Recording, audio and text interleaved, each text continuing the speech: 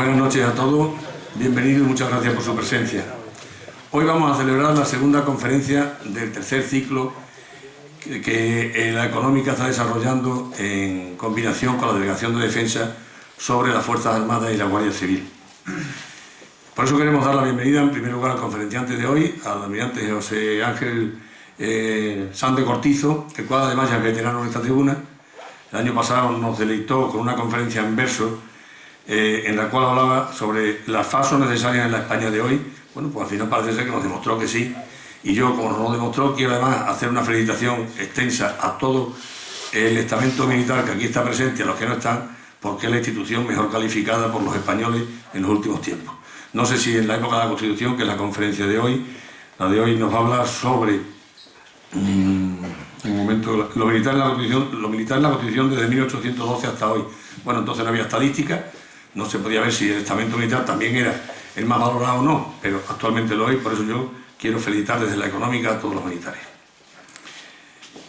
También queremos dar la bienvenida, él es nuevo en plaza me refiero en plaza de la Económica, al consejero de Administración, creo que es Administración Pública, el consejero señor Levado Batalla. Bueno, pues bienvenido. Me gustaría que la próxima vez que comparezca en esta sala sea como conferenciante, y porque además que nos hable sobre temas de su competencia que creo que nos interesan a todos los extremeños, y yo desde aquí le lanzo el guante. Si él lo recibe, pues estaremos en contacto más adelante para poder tenerlo con nosotros. ¿De acuerdo? Por supuesto que sí. Bueno, pues está comprometido con la Económica, así que en un plazo indeterminado nos pondremos en contacto con él para que él elija temas y nos pueda hablar sobre el tema. Y yo, sin nada más que decirle, le cedo la palabra al consejero señor Levado Batalla para que presente al almirante. Bueno, gracias. Bien, muchísimas gracias. Buenas noches o buenas tardes, buenas noches ya a todos. Agradecer en primer lugar, por supuesto, a la Asociación Económica y a la Delegación de Defensa la amabilísima invitación, que para mí es un placer. Es hora de decir que por mi perfil familiar y también por mi perfil profesional en la universidad, la verdad que no me siento en un momento ajeno a la familia militar, sino todo lo contrario. Y también quería felicitar a la Delegación de Defensa y a la Sociedad Económica este ciclo de conferencias, porque yo creo que abundan y enlazan con algo muy importante, que es el fomento de la cultura de defensa. Precisamente yo lo pensaba ahora cuando venía desde Mérida y estaba pensando en esta conferencia, en estos momentos en que tanto se cuestiona, se habla sobre los servicios públicos. Me preguntaba por qué todavía en pleno siglo XXI, en el año 2012, todavía no sabemos que hay un servicio público fundamental en nuestro orden democrático, en nuestro orden constitucional, que es la defensa nacional. Por eso precisamente también la conferencia, y ahora pasaré a presentarles, del almirante Sande, me parece especialmente atinada, y también viendo el perfil curricular del almirante Sande, pues también veía que ha trabajado notablemente, ¿verdad?, en esta tarea sin duda ardua, sobre la difusión de la cultura de defensa tan importante para todos los españoles y por supuesto para España, y que además determina también el nivel democrático y constitucional, el nivel de calidad constitucional que tiene un país. Y no quería extenderme nada más, porque me consta que todos ustedes han venido a escuchar al almirante Sande, y por supuesto que no a mí. Ya me escucharán en su momento si vienen, ¿verdad?, cuando ya se formalice de una manera más concreta la amabilísima invitación que me acaban de hacer. El almirante juega en casa, porque ya ha estado aquí, ya me consta que fue un éxito su conferencia.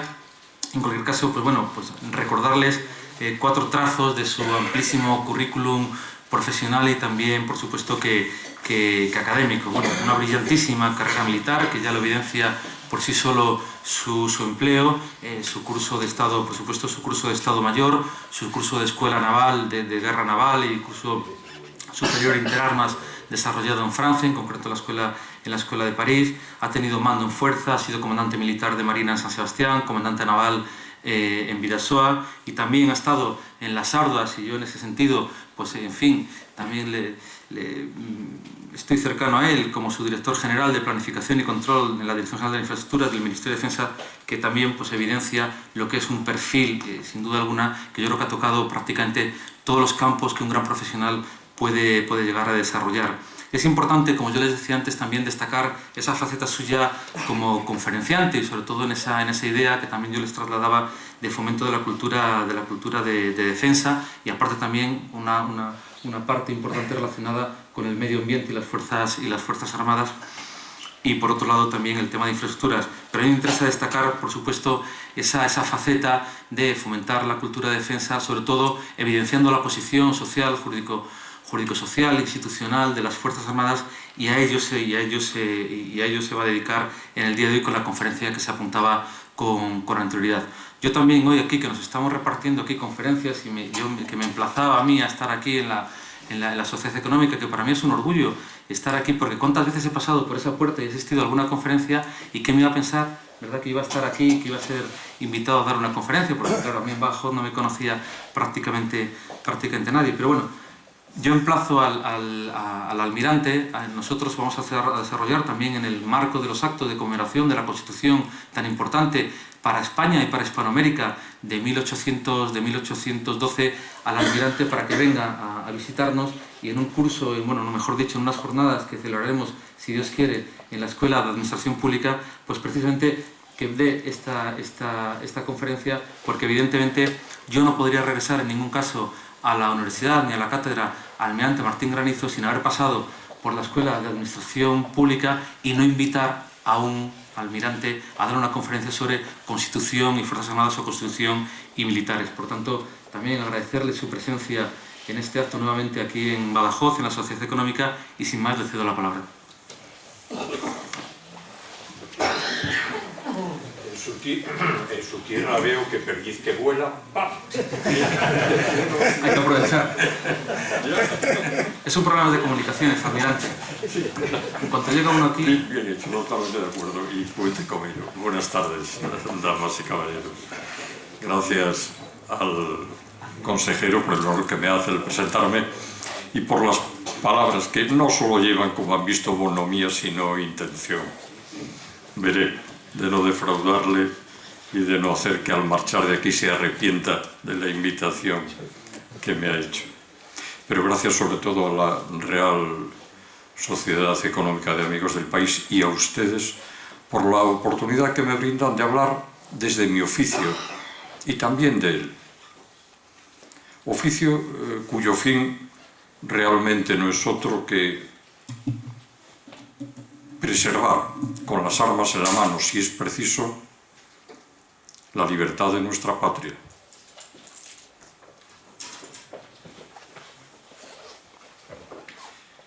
Libertad, sin la cual, parafraseando al clásico, quizá vivir tampoco fuese necesario,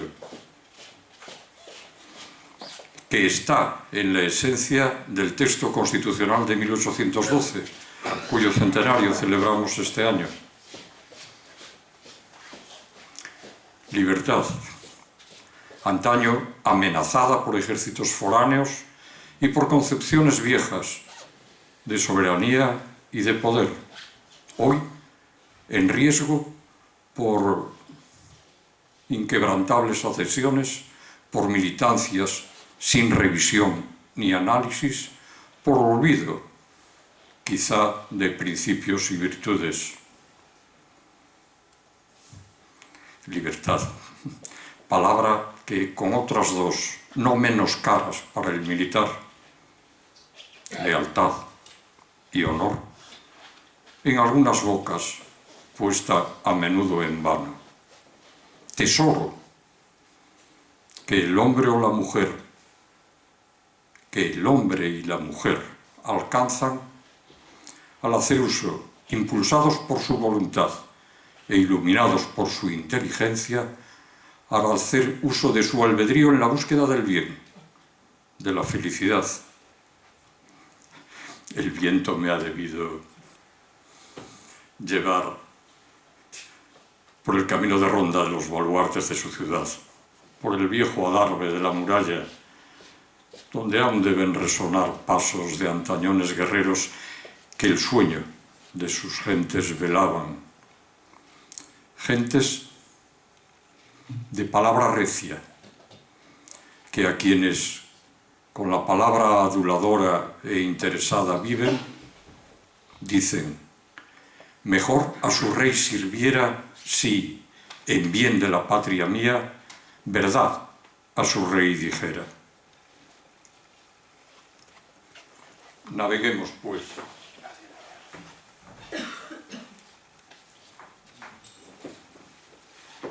con el viento de la palabra por derrotas que nos permitan reflexionar sobre el tema que hoy nos reúne.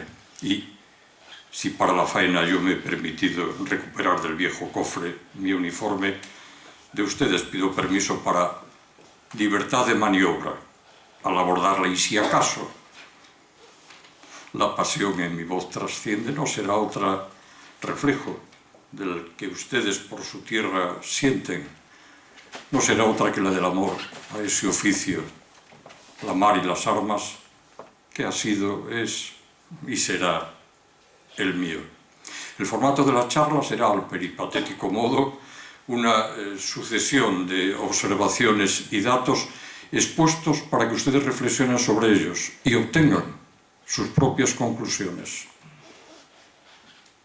Consciente también de la calidad del auditorio, me limitaré a complementar sus conocimientos con óptica de hombre de mar y guerra de ronda hoy, por ese darme en 4 etapas. Desde la puerta del Alpéndiz, la presentación y puesta en escena están burlando, casi cumplidas. Camino de la puerta del capitel, hojearemos lo que promulgación, preámbulo y preliminares de los textos constitucionales nos pueden ofrecer. Proa a la puerta de Yelves y con la ciudad hermana en el horizonte, veremos lo que el capitulado de los textos constitucionales sobre lo militar contiene. Y ya en la puerta de la Coracha, con el sueño de la mar, que al Guadiana llama, hablaremos del militar de ayer, de hoy y de siempre. 7 textos constitucionales han sido aprobados en nuestra España. Los de 1812, 1837, 1845, 1869 y 1876, más los de 1931 y 1978. Y a ellos podríamos añadir el Estatuto Real de 1834, la non nata Constitución de 1856 y el proyecto de 1873, 2 en el 20 siglo, de cuyas vicisitudes no es preciso señalar nada. 5 u 8 en el 19, siglo en el que entre pronunciamientos, revueltas, incluso guerras civiles, los historiadores cuentan más de 30. Sería para haber desesperado de nuestro futuro como nación. Un autor a caballo del 19 y del 20 nos descubre de dónde esa nación saca su fuerza para seguir siéndola. Ínclitas razas, ubérrima sangre de Hispania fecunda, espíritus fraternos, luminosas almas, salve, porque llega el momento en que habrán de cantar nuevos himnos. Y en la caja pandórica de que tantas desgracias surgieron, encontramos de súbito talismática, pura, riente, cual pudiera decirla en sus versos Virgilio Divino, la divina reina de luz, la celeste esperanza. Esperanza. en un futuro abierto, mejor. También hoy. En cuanto a lo que los artículos de estas constituciones sobre lo militar contienen, los agruparemos en 4, tomando como referencia la de 1812. Los que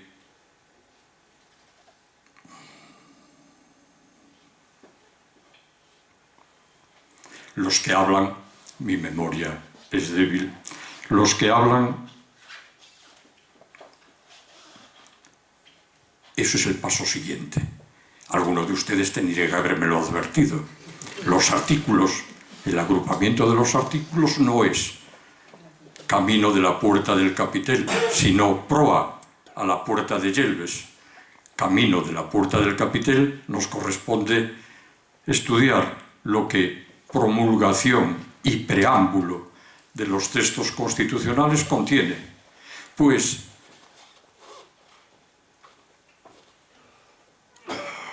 en la de 1812, que junto con la del 78 es la más prolija, se recoge que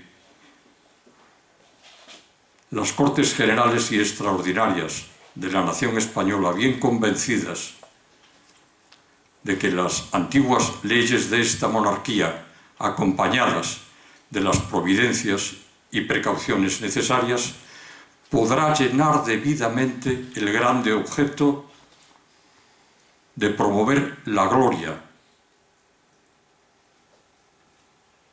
la libertad y el bien de toda la nación, proclaman la siguiente Constitución para el buen gobierno y recta administración del Estado: gloria, prosperidad y bien.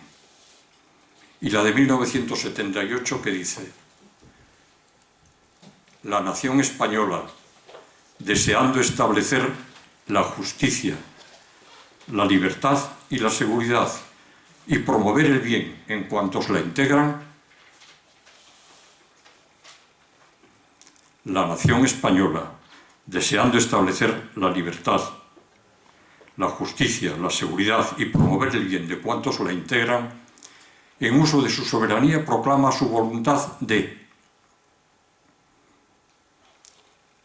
garantizar la convivencia mediante leyes sociales y económicas justas. El agua que tienen ahí no llevaba suficiente fósforo. Mediante leyes sociales y económicas justas, consolidar el Estado de Derecho que asegure el imperio de la ley, proteger a todos los españoles y pueblos de España en el ejercicio de sus derechos, promover el desarrollo de la economía y la cultura que aseguren una digna calidad de vida, establecer una sociedad democrática avanzada y cooperar con el establecimiento de unas relaciones pacíficas y de eficaz cooperación entre todos los pueblos de la tierra. Justicia, libertad, seguridad y bien. Idéntico espíritu en ambas, en la de 1812 y en la de 1978. Larga en objetivos, la del 78. Escueta, la de 1812, con palabras en sintonía con el espíritu grandilocuente y altruista de la época, espíritu que un autor de principios del XIX, glosando el estado de España en aquel momento y su reacción ante la intrusión napoleónica, así refleja: doquiera España, en el preciado seno de América, en el Asia, en el confín del África, allí España. El soberano vuelo de la atrevida fantasía, para abarcarla se cansaba en vano. Y es que la España de principios del XIX era todavía el mayor imperio del mundo.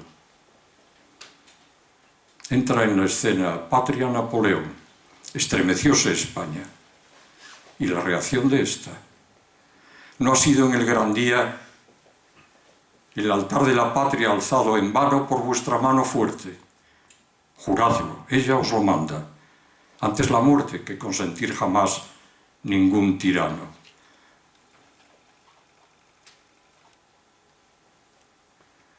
Nunca tiranos que a tiranos por las armas llegan, tampoco aquellos que con ideas o palabras encadenan.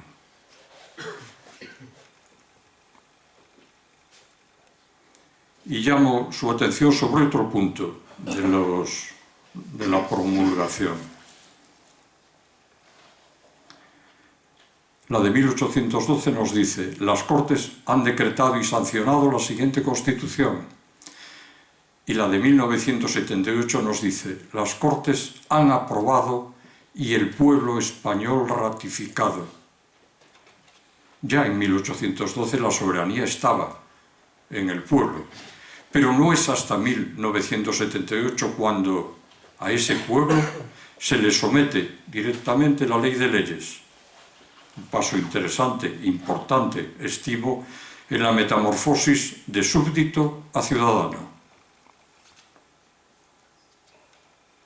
Y ahora sí, proba la de Yelves, y para ser más preciso, con la ciudad hermana de Elvas por la Amura de Babor, veremos el articulado de las constituciones tomando como referencia la del 12 y agrupándolos en 4 apartados. Los que tratan de la elección de diputados y senadores, los que hablan de las facultades del jefe del Estado, los que fijan las prerrogativas de las Cortes y del Gobierno, y los que hablan específicamente de los ejércitos, de lo militar. En cuanto a la elección de diputados y senadores, les recuerdo que en las constituciones del 19 la elección se hacía por capas. Primero elección de juntas parroquiales, luego elección de juntas municipales y por último elección de juntas provinciales. Y a partir de ahí, y con ese procedimiento, eran elegibles diputados todos los españoles mayores de 25 años con una renta propia determinada y procedente de bienes propios. Podían ser seglares o eclesiásticos seculares, pero en el 45 se suprimen los eclesiásticos seculares y ya solo pueden ser elegidos los seglares. No es un punto importante, pero sí a recordar, creo. En cuanto a los senadores, que aparecen por primera vez en el 37, aquí ya sí es importante fijarse, porque viene al campo que nos ocupa. Aparecen en el 37 y eran elegidos no entre todos los españoles, sino tan solo entre los componentes de determinados estamentos sociales y determinadas profesiones. Entre ellos hay los capitanes generales y almirantes, los vicealmirantes y tenientes generales. Y, para redondear, en el 76 aparece una figura nueva, la de los senadores por derecho propio, y lo eran determinados cargos de la administración, determinados personajes de ese estamento especial y los capitanes generales y el almirante de la Armada. En 1931 y 1978 todo esto se iguala y, amén de aparecer el sufragio universal para hombres y mujeres en el 31, el de hombres se había alcanzado ya en 1890. Amén del sufragio universal, son electores y elegibles todos los españoles mayores de edad que estén en posesión de sus derechos civiles. Pero lo cierto es que aquí queda patente que los militares formaban parte del juego político, con toda la legalidad, en el más alto nivel de ese juego político, con el más alto rango dentro de su ejército, fruto de las circunstancias de todo tipo de la época. Volveremos más tarde sobre esas circunstancias porque me viene a la memoria, y antes de que se me olvide se lo cuento, al hilo de la pertenencia o del lugar de los militares al lado del poder, me vienen a la memoria unas palabras que recordarán ustedes dos seguro, de un esforzado capitán extremeño que siglos antes le decía a quien en la corte medraba: mientras estáis allá con tierno celo de oro, de seda y púrpura cubriendo el de vuestra alma vil terrestre velo, sayo de hierro acá yo estoy vistiendo, cota de acero, arnés, yelmo luciente, que un claro espejo al sol voy pareciendo. Diríase que nunca ha estado bien visto lograr entorchados y laureles a la sombra del poder y no en el campo de batalla. En cuanto a las funciones del jefe del Estado, son prácticamente las mismas desde 1812 hasta 1931 y se pueden resumir diciendo que corresponde al jefe del Estado declarar la guerra y hacer y ratificar la paz, conferir los empleos militares, mandar los ejércitos y nombrar los generales, distribuir la fuerza armada, disponer de la fuerza armada, distribuyéndola como mejor convenga. En el 78 esto se reduce y esa Constitución lo arregla con un decidido: corresponde al jefe del Estado el mando supremo de las Fuerzas Armadas. Claro, decidido y conciso, como a lo militar conviene, como una pragmática. Recordarán aquella conocida del siglo XVI: es pragmática del rey no vocear en combate, para mejor entenderse y mayor espanto del enemigo. Siguiendo esa pragmática, españoles de mirar altivo, de corazón y piernas fuertes, pasearon sus banderas por toda Europa durante casi 2 siglos. En cuanto a las prerrogativas de las Cortes y del Gobierno en su caso, son un reflejo de su evolución del asentamiento del Estado en toda la nación. La de 1812 nos dice que corresponde a las Cortes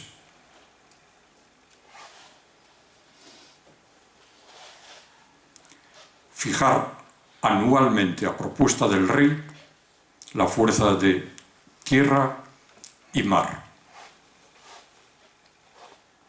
Hay otra anterior. Aprobar las alianzas ofensivas antes de su ratificación. Y por último, dar ordenanzas al ejército, a la armada y a las milicias nacionales. En 1978, el cambio es notable. Corresponde al gobierno, que no a las Cortes. Corresponde al gobierno dirigir la política interior y exterior, la administración civil y militar y la defensa del Estado. Y confirma que defensa y fuerzas armadas son, en nuestro Estado de las Autonomías, competencia exclusiva del Estado. Estado, Cortes, Gobierno. Señores del marco en que nuestras vidas, la vida de la nación transcurre. Señores, permítanme una reserva que no tiene nada de ácrata, permítanme una reserva. Señores, sí, pero tan solo del marco. Si por libre se tienen, sus vidas serán lo que ustedes responsablemente decidan. No serán ellos, Estado, Cortes, Gobierno, cual si fueran Cloto, la hilandera, Láquesis, la que echa a suerte, y la inexorable Atropos, las que después de la tercera noche, léase, después de la votación electoral periódica, decidan cuál va a ser el curso de sus vidas. Quizá quienes entiendan la democracia únicamente como herramienta para alcanzar el poder puedan pretenderlo así. Pero ya Solón, en la Grecia arcaica, ante las quejas de sus conciudadanos contra el gobierno, advierte que solo el individuo y únicamente él es responsable de su vida y lo hace diciéndoles: atenienses, si por vuestra debilidad habéis sufrido el mal, no echéis el peso de las culpas a los dioses. Vosotros mismos habéis permitido a esa gente llegar a ser grande cuando les habéis dado la fuerza, cuando les habéis dado los votos, cayendo en vergonzosa servidumbre. Responsabilidad en los asuntos privados y en los asuntos públicos. Responsabilidad que,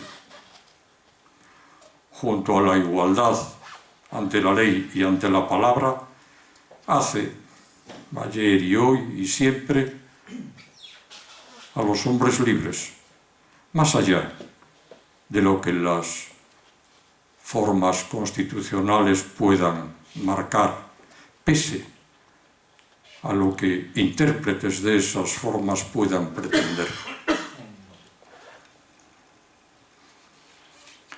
El cuarto apartado de este camino proa a la puerta de Yelves son los artículos que hablan exclusivamente del ejército.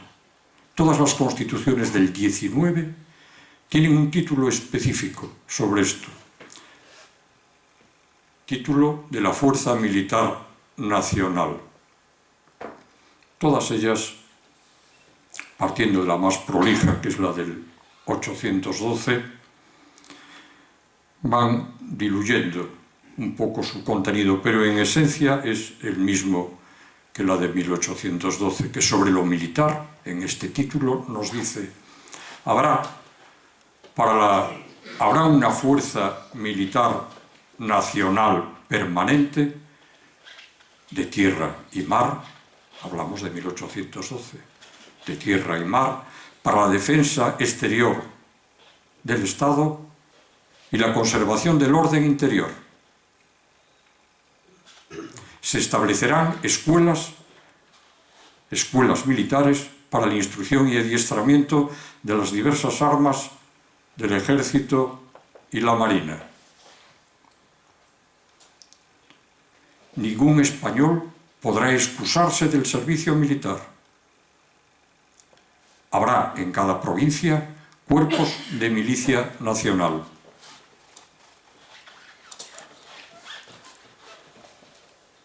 En las dos siguientes, en las del 20, desaparece este título específico de lo militar, y en la de 1978 únicamente se hace referencia a lo militar en dos cuestiones, dos importantes cuestiones, pero únicamente en dos de ellas. En el título preliminar, el artículo 8, en el que se establecen los componentes de las Fuerzas Armadas, tierra, mar y aire, y las misiones, que ustedes bien recuerdan. Y la otra, en el título 4, artículo 97, cuando habla de las prerrogativas del gobierno, que hace un rato les he mencionado. En él se dice que el gobierno dirigirá la administración militar y la defensa del Estado. Y es que lo militar forma parte de lo cotidiano, sin que se necesite más en la Constitución sobre eso, que lo justo para asignarle misiones y encuadrarlo como un servicio más del Estado, leyes y reglamentos proveerán de lo que se necesita. Constitución, leyes y reglamentos. Conceptos y palabras y conceptos en subordinación unos de otros. Constitución, leyes y reglamentos. Palabras que la realidad pasada de la nación española encuadran y la realidad presente permiten ver. Realidad pasada de la nación española que en la Constitución de 1812 se definió como la reunión de todos los españoles de ambos hemisferios,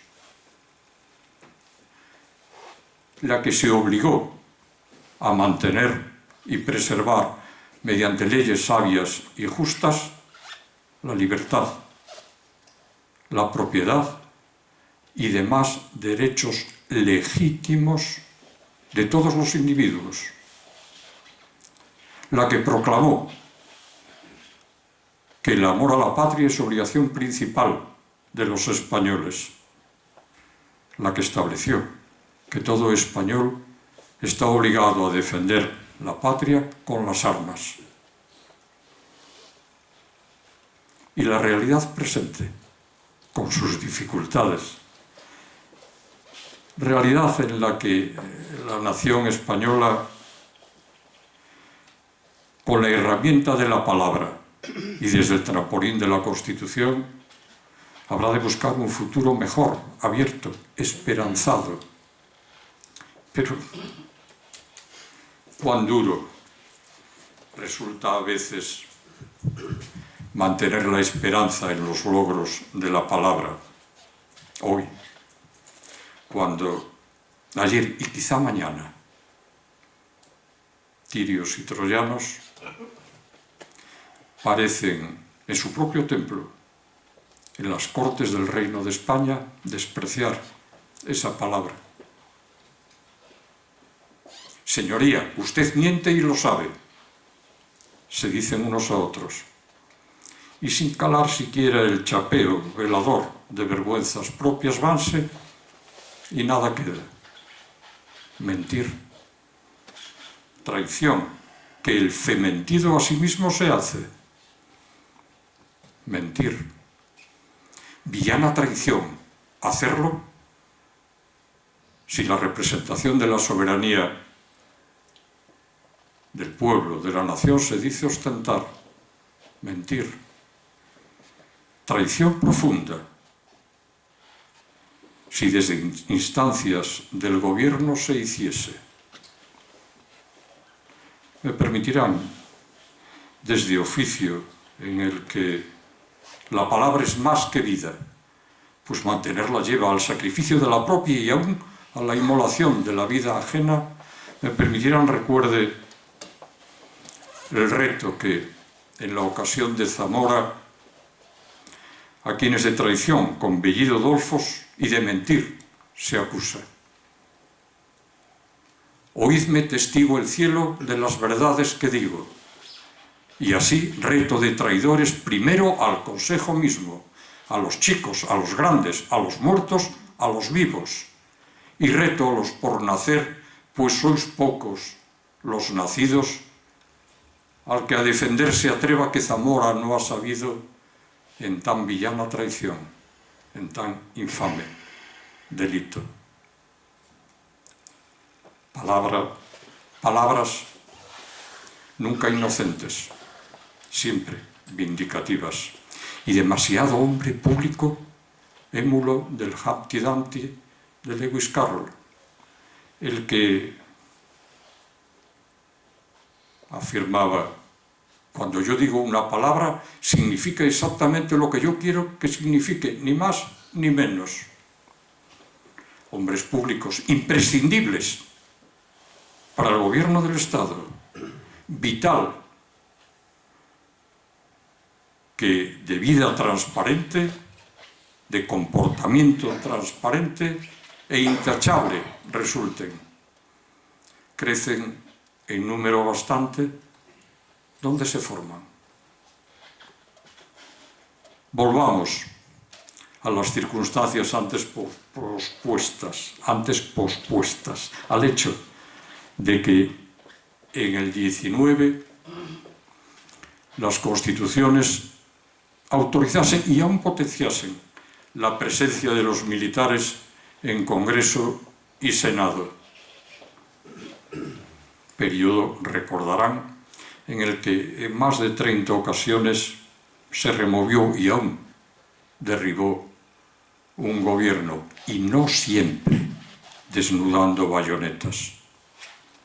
Me permito aquí sugerir lo arriesgado que resulta juzgar una época determinada o un estamento determinado tan solo por la mera relación de efemérides.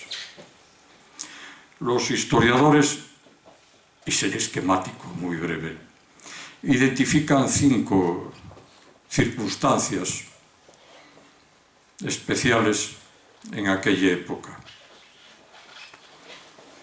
Además del grado de alfabetización y del reparto de la riqueza, descriptibles una y otra, señalan que los personajes más, en su lenguaje, más esplendorosos de la época eran los generales victoriosos,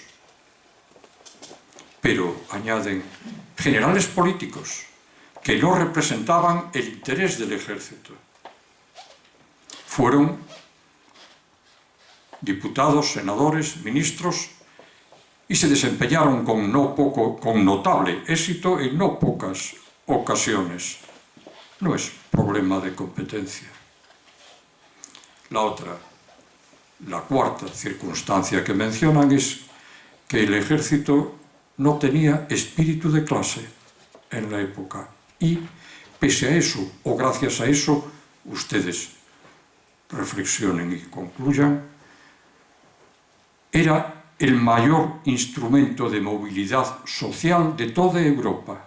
Añaden que a su papel lógico, tradicional, profesional, añadía otro en la época de intérprete de la voluntad general, y la fidelidad a esa opinión le llevaba, a veces, o si quieren, con excesiva frecuencia, a faltar a su fidelidad al gobierno legítimamente constituido, e incluso al juramento del soldado, a su reina o a su rey.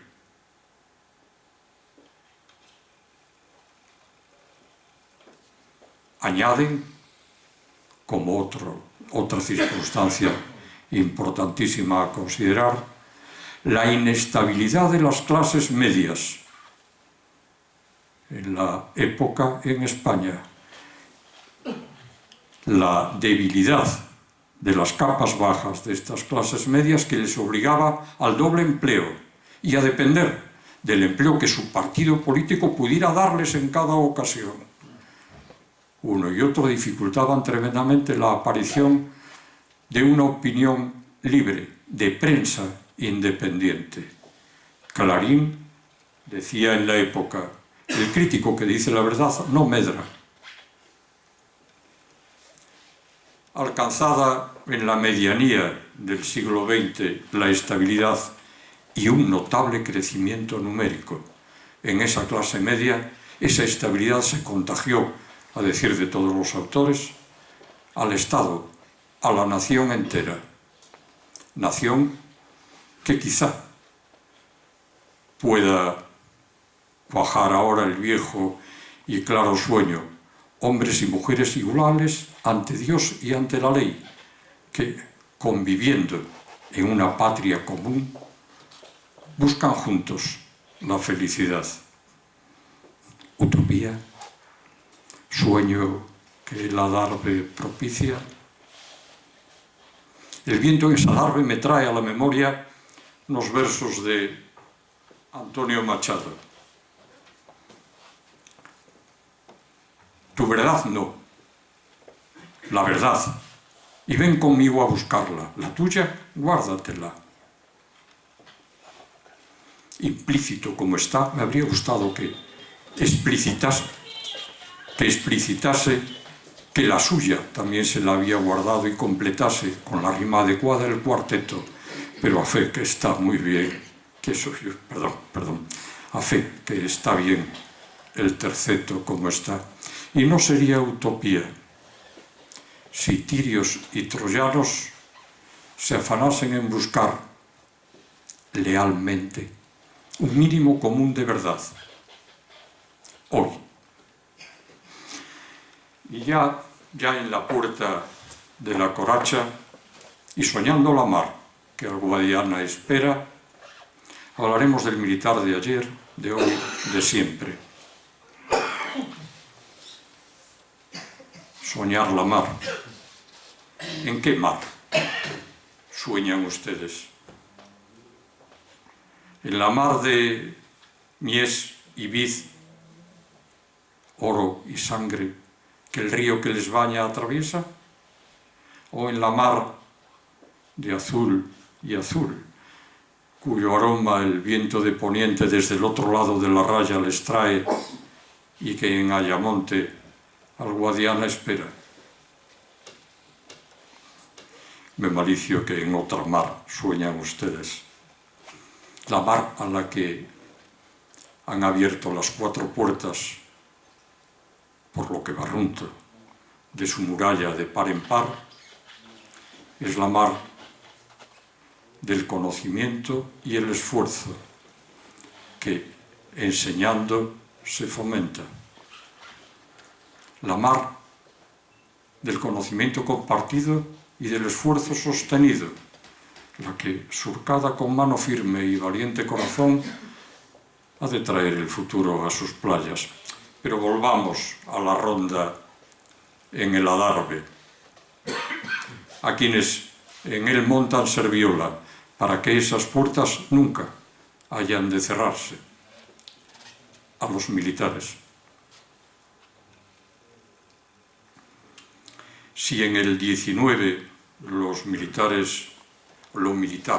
estuvo excesivamente presente en nuestra óptica de hoy, en la vida de la nación, hoy en el 21, la evolución de la sociedad, incluido el militar y su oficio, hacen que el militar, se centre exclusivamente en el cumplimiento de las misiones que el artículo 8 establece. Profesionales de capitán a grumete y paje, que de su patria soldada para vida digna y respeto esperan recibir. Y en ese marco, ¿qué somos? ¿Qué son los militares en España hoy? Aquí habré de emplear palabras que en este foro me han escuchado ya, pero les añadiré algunas que estimo vienen al caso. Los ejércitos, los militares en España hoy, ya saben, son tan solo sombras que a la sombra del Estado permanecen, sombras que, orgullosas y conscientes de que su patria deposita en ellos el monopolio del uso de la fuerza, tomando las palabras al poeta, orgullosamente se saben sombras que la sombra niegan, pruebas de luz, de que es luz todo el mundo, menos ellas. Sombras encarnadas por hombres y mujeres, que hacen de la claridad sinónimo de lealtad y de la entrega su norma y esencia. Claro en pensar y claro en el sentir y claro en el querer. Indiferente a cuanto en conseguir sea tan solo obtener. Dúplice dueño, nunca dividido, del deber y del ser. Deber, con entrega más allá de lo que la letra de la Constitución señala. Ser, con la tenacidad y denuedo que el argentino Almafuerte, con su lenguaje directo y desgarrado, propio de su tiempo y su tierra, así describe. no te des por vencido ni a un vencido, no te sientas esclavo ni a un esclavo. Trémulo de pavor, piénsate bravo y acomete feroz, ya mal herido. Procede como Dios que nunca llora, o como Lucifer, que nunca reza, o como el robledal cuya grandeza necesita del agua y no la implora, que muerda y vocifere amenazante, ya rodando en el polvo tu cabeza. Hombres y mujeres que abrazan un oficio en el que la definición de honor que la Real Academia ofrece es de imperiosa, como en ningún otro oficio, observancia. Honor, cualidad moral que nos lleva al más severo cumplimiento de nuestros deberes respecto del prójimo y de nosotros mismos. Calderón de la Barca, naturalmente, cierra el cuadro, porque recordarán que en los ejércitos también hoy a la sangre excede el lugar que uno se hace, y sin mirar cómo nace, se mira cómo procede. Y recordarán, espero con mayor claridad, que solo una herencia cabe en nuestro oficio, y con ella el único derecho. La sola herencia de los hombres digna es el derecho de inventar su vida. Así ha sido siempre. Así es. Y así será. Cual sea la visión del mundo, hobbesiana o kantiana, que ustedes puedan tener. Cual sea el color de quien gobierne el Estado, pues el militar sirve al Estado en cuanto éste a su patria articula. Las Españas que amanecían en dos hemisferios de ayer, la España una y plural de hoy. Excusarán que en este último apartado no haya dado ocasión a que ustedes alcancen sus propias conclusiones. Iré más lejos. Les contaré mi verdad, en el bien entendido que una vez expuesta, la guardaré y saldré como Machado propugna a buscar, no la mía ni la suya, a buscar la verdad. ¿Y cuál es mi verdad? La verdad de los militares de hoy. No es otra que España. La España que Goya pintó como figura central en su alegoría de la Constitución de 1812. La verdad, España, nacida de la mano del tiempo, del paso, de los instantes. Y entre ambos, la verdad, España y el tiempo, hacen posible la historia que, guiada por el uno, toma cumplida nota de la otra. Los tres bajo el árbol de la libertad que sobre ellos se inclina, protector. Los cuatro, España, el tiempo, la historia y la libertad, dieron cuerpo al texto de 1812, al principio de la España en marcha, la que un autor que de puro vascongado lo ibero como su esencia proclama, y glosando de algún modo, o a modo de glosa les pongo aquí, de lo dicho, así escribe.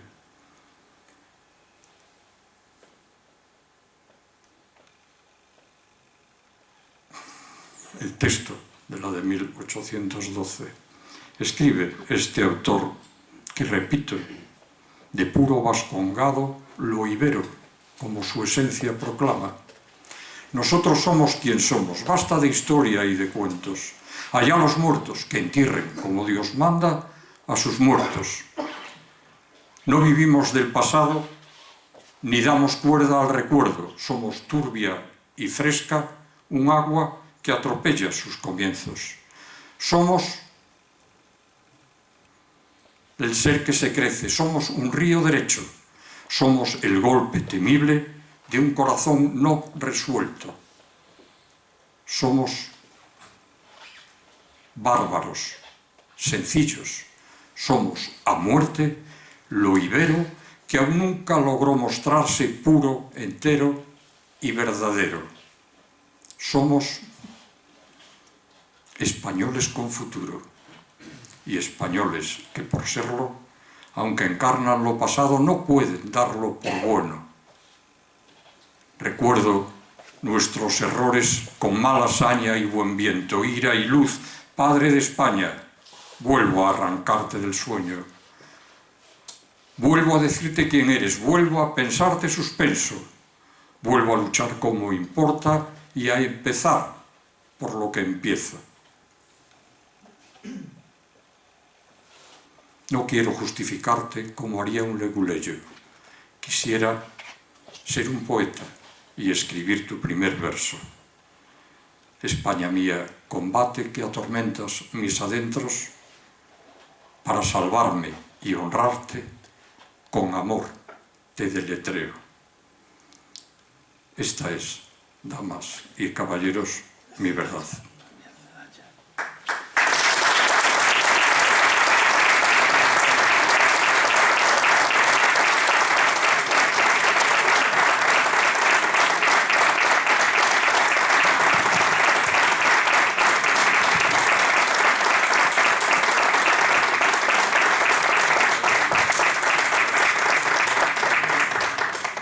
Almirante, permítame nuevamente felicitarle y decirle que me sigue sorprendiendo no solamente el amplio conocimiento que tiene de la materia, que ya se le supone, pero sí la fabulosa memoria que conserva. Y yo por eso le digo que no debe temer que en algún momento, y de forma muy fugaz, le ataque ese alemán que lleva por nombre Alzheimer, pero que le hace poco efecto. Con usted ha chocado madera, no lo va a conseguir. Bueno, ahora a continuación vamos a proceder, como viene siendo habitual y con el permiso del almirante, a establecer un pequeño coloquio. Lo que sí les pido es que las preguntas que hagan sean concretas, sean muy concisas y que así podamos intervenir más personas y también él pueda contestar con más fluidez. Gracias, y cuando quieran pueden iniciar. Bueno, pues si nadie rompe el fuego, lo rompo yo. Bueno, adelante, adelante.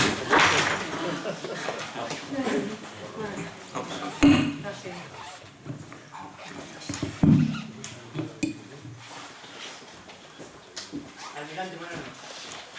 Quería preguntarle si no se puede considerar una constitución más del siglo XX, la de 1966. Hay una, entre todos nosotros es claro, entre los de uniforme, que los generales, y créanme los almirantes peor todavía, tan solo somos especialistas en generalidades. Y pese a las buenas palabras que ha oído de las constituciones, sé lo necesario para hablar de ellas en generalidades, para sentir mi corazón más cerca de lo que dicen unas que de lo que dicen otras, y aquí tengo que añadir, no se lo he entregado, si me oye un representante del género humano que se llama Cecilia, abriría los ojos así cuando yo hablo del corazón.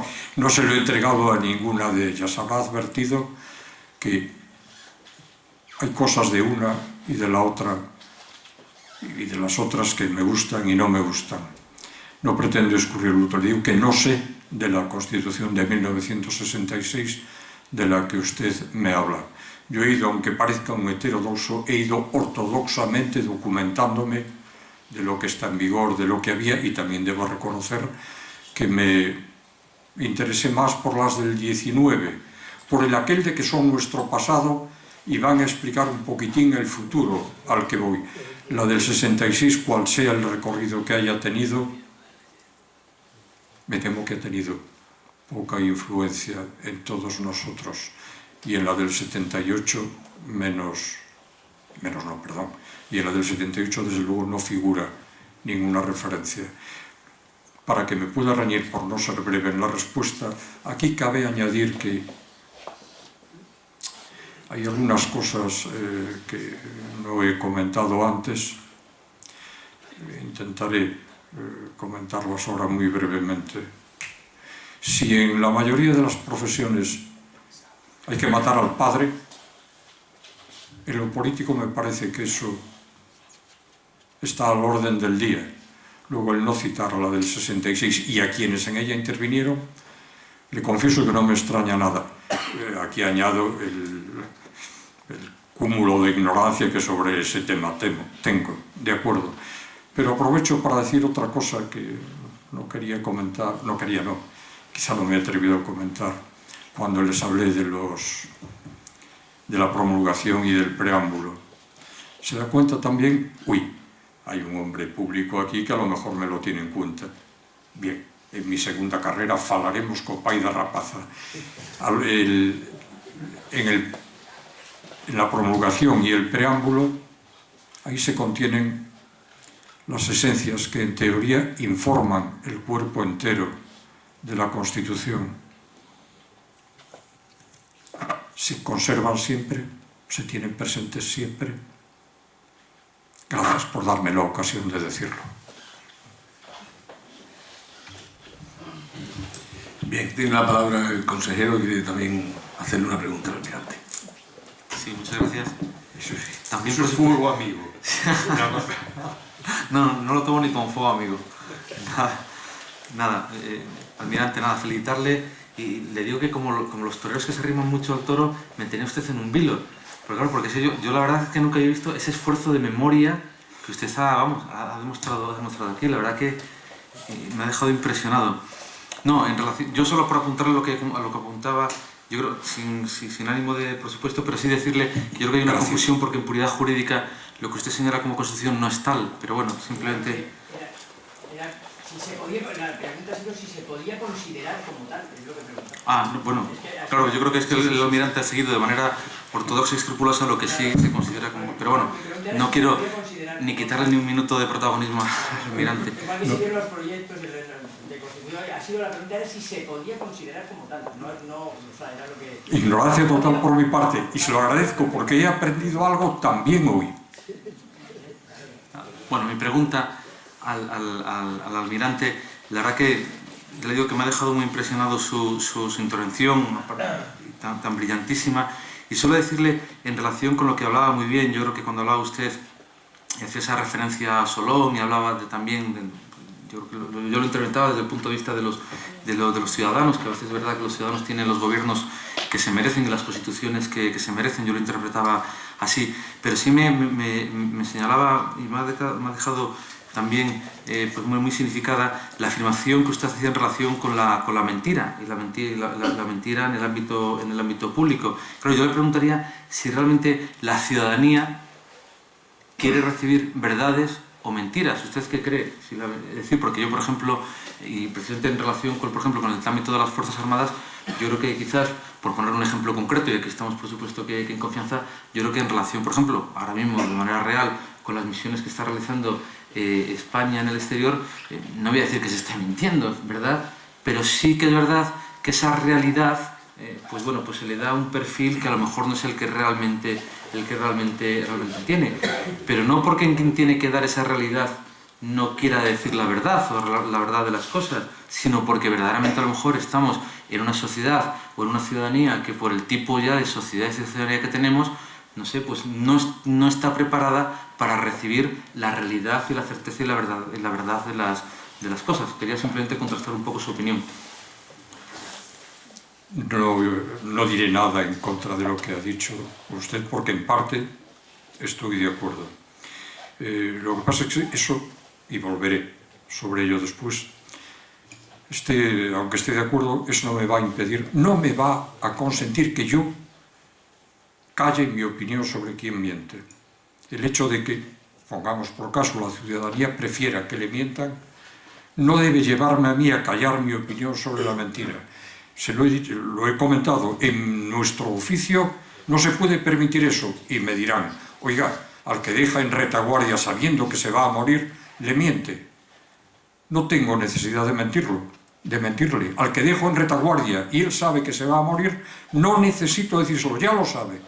Le evito el mal trago de decirte, bueno, dame el testamento, perdón por la vulgaridad, que me lo llevo. En nuestro oficio me dirá, en la guerra vale todo. No es cierto. En la guerra vale todo contra el enemigo y tampoco vale todo contra el enemigo. Porque recordarán un compañero hace un año y pico, hace 2 quizá, escribió en un periódico nacional el poder y el deber. Contra el enemigo puedo hacer muchas cosas, debo hacer aquellas que mi conciencia me permite. Y tiendo a hablar en espirales. Ustedes ya no se acordarán, pero es así. De ningún modo yo puedo callarme ante mi opinión con la mentira. Con respecto a si la ciudadanía, a si nuestros conciudadanos prefieren que no se les diga la verdad, yo la palabra prefieren no la emplearía. Pero estoy seguro que aceptan mejor un lenguaje matizado, edulcorado, que el lenguaje crudo. No solo nuestros conciudadanos, yo creo que los habitantes del mundo occidental. No sé cómo pensarán en otras partes, en gentes de otras culturas. Evidentemente una muy próxima físicamente a la nuestra no piensa exactamente lo mismo, no es partidaria de edulcorar las cosas, va con la palabra cruda y dura. Y yo pienso que ese esconderse ante la verdad de las palabras está en el mismo principio que llevó a Roma a la decadencia en sus tiempos, cáscara vacía, porque se vacía de aquello que les comentaba, de los principios y las virtudes, al principio de la charla, y que gracias a su pregunta volví a repetir hablando de los principios, se vacía.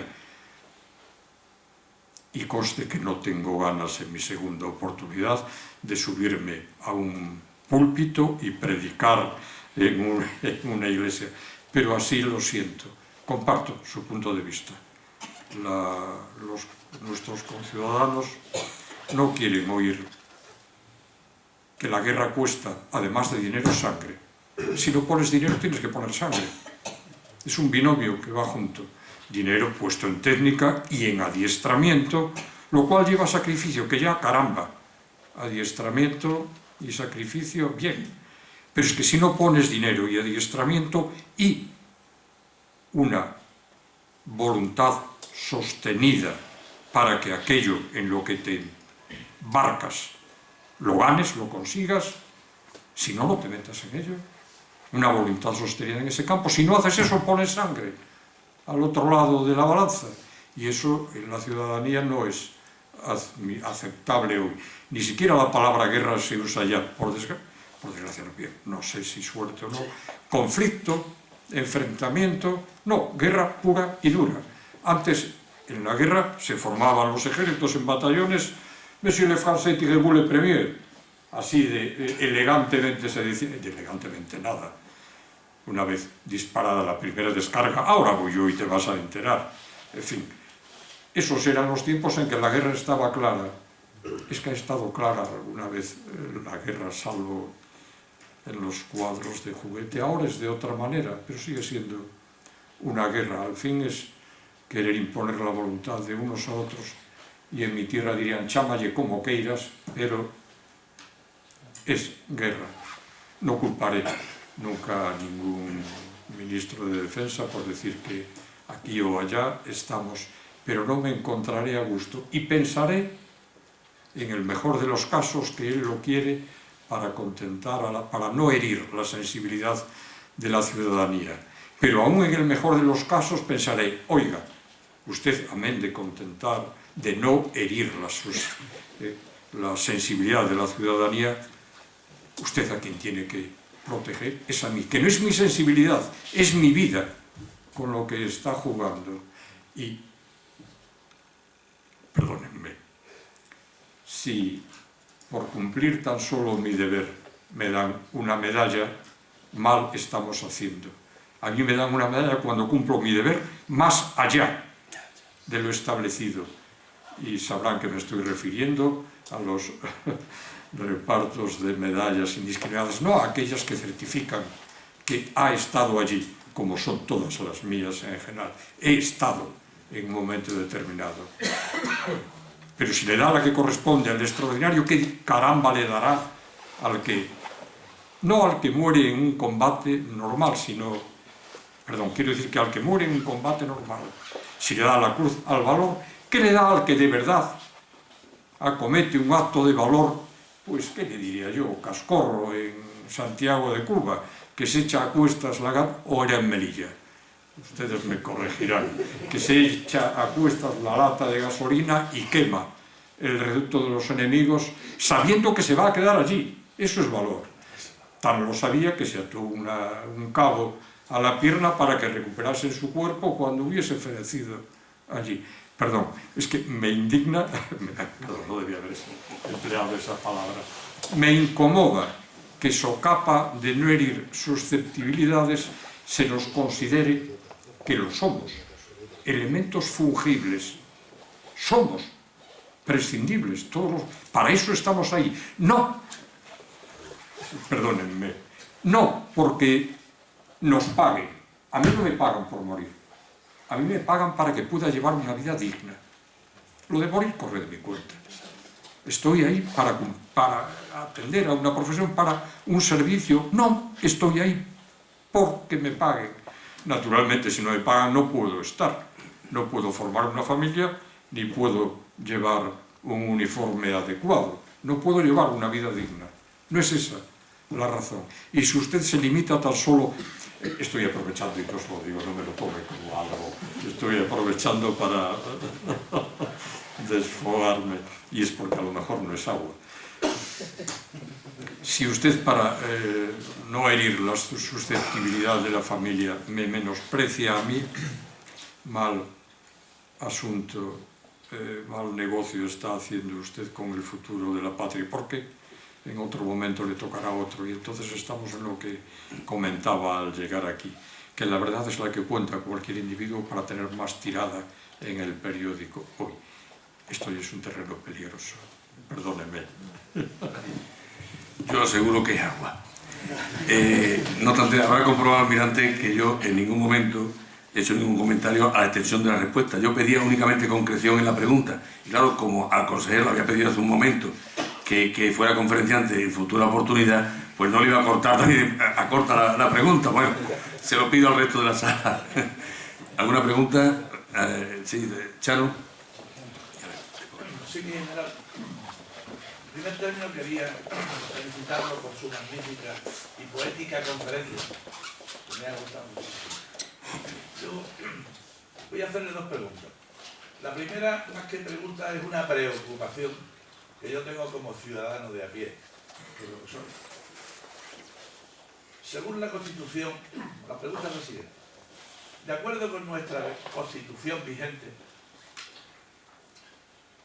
las Fuerzas Armadas tienen la obligación directa de defender la integridad territorial de España. Por ejemplo, vamos al caso práctico. Mañana Cataluña o el País Vasco se declaran independientes. ¿Tendría el ejército o las Fuerzas Armadas la obligación de poner fin a ese desafuero? Los ejércitos son un servicio. Los ejércitos son un servicio del Estado. Y el Estado, en el artículo 97, título 4, dentro del Estado, el gobierno dirige la política exterior e interior, la administración civil y militar. No le corresponde, y perdónenme si me equivoco, a los ejércitos decidir cuándo se emplean en no importa qué campo de sus misiones, de las 4 que le establece el artículo 8 del preámbulo. No le corresponde a ellos decidirlo. Y casi me atrevería, bueno, no me voy a meter en si le corresponde al jefe del Estado, que es el mando supremo de las Fuerzas Armadas, hacerlo. Usted lo que en realidad está, y perdóneme si me meto donde no pretendo juzgar intenciones, voy a un ejemplo todavía peor, que parte, me he encontrado, habrá visto que me he encontrado tan cómodo, incluidos mis compañeros de mesa, que me he permitido, pues, decir cosas que quizá fuera no me habría apetecido. Bien, quizá está planteando el caso extremo, y es que como no hay charcos aquí que pisar, voy a pisar ese, el caso extremo en que una de nuestras regiones proclame unilateralmente la independencia de España y el gobierno, el que sea, mire para otro lado. Eso no es posible. Que pase. En las siguientes elecciones a ese gobierno se le perseguirá por alta traición, probablemente.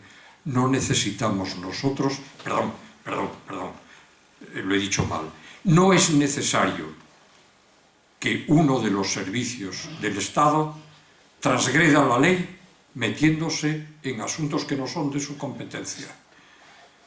Nunca he hablado de este tema porque nunca nos lo hemos planteado así de claro nosotros, pero es la opinión que hoy expreso y creo que no cambiaré de ella.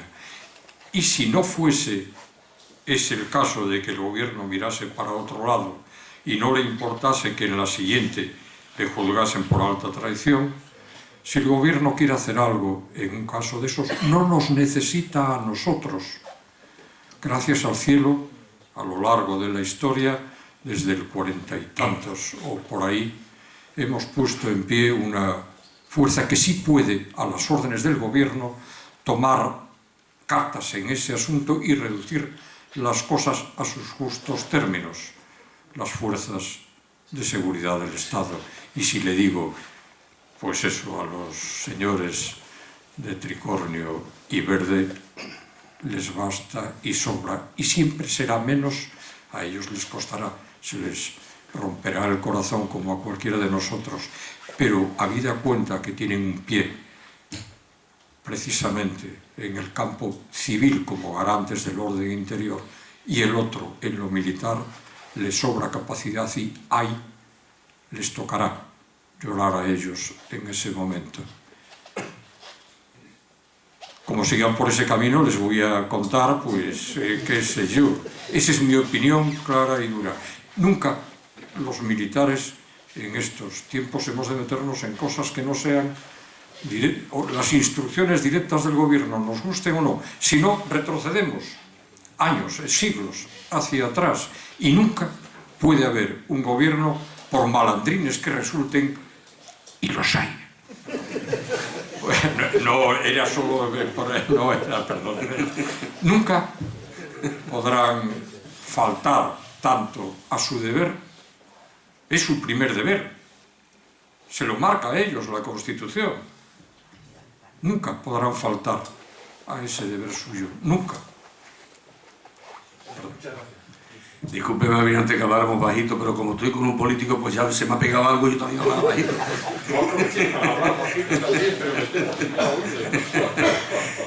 Tiene la palabra. Señor, para felicitarle quería decirle que si considera usted, como viene apuntado en su muy bella, muy agudizada conferencia y exposición, el servicio a la patria no solamente se basa en un compromiso militar, sino un compromiso ciudadano. Desde que la Constitución española en el 78 fue promulgada, ¿no considera usted que nosotros hemos lesionado uno de los derechos más grandes de la patria, que es el servicio como ciudadano, que no solamente corresponde a las Fuerzas Armadas, sino a todos y cada uno de los españoles? ¿Cómo definimos patria? En 1812 se definía patria, nación española. Yo casi prefiero, por ir por derecho, Las instituciones no tienen derechos, los tienen los individuos. Y por eso yo hablo de patria porque me refiero al conjunto de la mía, no solo me refiero a la tierra, me refiero a las personas y a todo el pasado que arrastran esas personas y al futuro que esas personas puedan tener.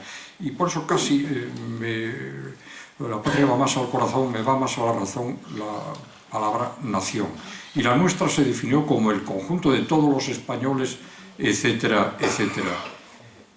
Sus intereses son que el marco de convivencia, etcétera, se defienda. Y la evolución de la humanidad ha hecho que no tengan que pasar por las armas todos esos españoles para demostrar fehacientemente su amor a la patria. Es simplemente evolución de la humanidad. Y será bueno o malo la necesidad de que la inversión que todos los españoles hacen resulte, amén de eficaz, eficiente. Podrá resultar eficaz por el balance que le decía antes: dinero, material, adiestramiento, vidas. Podrá resultar eficaz plantar un ejército. De hecho, hay naciones que así lo llevan, de 500.000 hombres, y resolver nuestros problemas con cualquiera que sea el que se plantee tenerlos con nosotros, con una masa de gente que los arrolle. Podrá ser eficaz, no es eficiente. La eficiencia viene, ese dinero empleado en 500.000 hombres, hacerlo en 50.000 y sacarlo. Y eso nos lleva fuera del servicio militar obligatorio, que fue un progreso, una conquista, pero ya ahora no, ahora sería un retroceso. Es cierto, es que cada avance de la humanidad trae ventajas y pérdidas. Es cierto, antes tenía muchas ventajas, tenía algunas ventajas, yo podría decir muchas, pero no voy a entrar en polémicas aquí. Tenía algunas ventajas el servicio militar obligatorio, pues que se relacionaban los de los 5 extremos de nuestra patria, se relacionaban unos con otros, se conocían, aprendían a respetarse, mejoraban. Eso lo hemos perdido. Por otro lado se ha ganado. Esa parte la hemos perdido. Hemos ganado en que el dinero que se emplea bien, y hemos ganado, esto ya es, si quieren pragmatismo, si quieren no es pragmatismo puro, fuerza laboral que sigue trabajando en su casa y generando riqueza, porque nosotros, los de uniforme, no generamos riqueza directamente. Generamos tan solo seguridad, indispensable para que otros generen riqueza. Es cierto, pero si dedicamos un número excesivo de individuos a la seguridad, pues la riqueza se viene abajo. Es un camino irreversible este de la profesionalización. Y es más, si la profesionalización no lleva a una paulatina, muy lenta, reducción de efectivos militares en todo el orbe, es que la humanidad no progresa por buen camino. Es que todavía queda un perturbador demasiado fuerte y demasiado empeñado como para que tengamos que seguir manteniendo un número alto de fuerzas armadas. Irá disminuyendo, naturalmente con mayor eficacia. Diré una barbaridad. En muchos foros se comenta: no quiero Rambos en mis ejércitos. Dios mío, dame 200, que me harán el trabajo de 2.000. Entendámonos. Al decir Rambos, señores perfectamente formados y adestrados físicamente y capaces de manejar no importa qué equipo, y con la suficiente inteligencia como para interpretar claramente las órdenes que le puedan venir, ya no solo de su mando inmediato, que se las da claras y concisas, sino desde más arriba, que se les dará más amplias y vagas, y con la suficiente capacidad de entrega como para poner todas esas cualidades que él tiene sobre la mesa y jugárselas al servicio de esa patria. Imposible, naturalmente, porque eso, pero permitirá reducir paulatinamente el número de hombres bajo las armas en todas partes, espero. Muchas gracias. Bien, ahora, mientras le indico las conferencias que nos quedan, que son dos, me van a permitir, sobre todo con el beneplácito y la autorización de los socios que tenemos aquí de la Económica, que a las dos personas que me acompañan en la mesa le entreguemos en primicia a cada uno un libro que acaba de llegar hoy aquí, y por eso no lo tiene nadie de momento, que es una compilación de conferencias que hicimos en el curso pasado sobre la Constitución de 1812 en un acuerdo que establecimos en la ciudad de Valencia cuando se celebró en agosto del 2009 el encuentro de las económicas de España y América. Pues se acordó que tuviéramos un tema central a trabajar, y era la Constitución de 1812, y presentarlo, bueno, pues para la efeméride, ¿no? Para la fecha esa. Entonces no se ha presentado, se presentará en marzo. No se ha entregado a nadie, no lo conoce ahora mismo ni el presidente ni ninguno, porque no estaban aquí los libros, han llegado esta mediodía. Entonces yo voy a tener, con vuestro permiso, la satisfacción de entregarle a cada uno de las dos personas que están en la mesa, a nuestros dos invitados, un libro de ellos. Adelante, consejero. Gracias. No, bueno, estos son conferencias sobre la temática, pero que usted perfectamente podía encabezarla y darle lustre a ese libro. Bueno, las conferencias que nos quedan sobre el ciclo militar se celebrará, la próxima será el 28 de febrero, sí, que el ponente será el coronel del Cuerpo de Ingenieros Politécnico, don Felipe González Roldán, y el título será el Instituto Técnico de la Marañosa. Lo va a presentar el director de la Escuela de Ingenieros Industriales de la UE, Fermín Barrero González.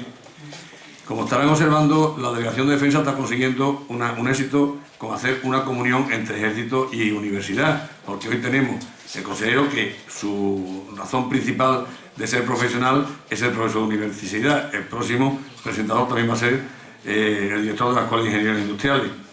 Después, el 21 de marzo tenemos una conferencia que va a ser variada en cuanto al temario que ustedes tienen aquí.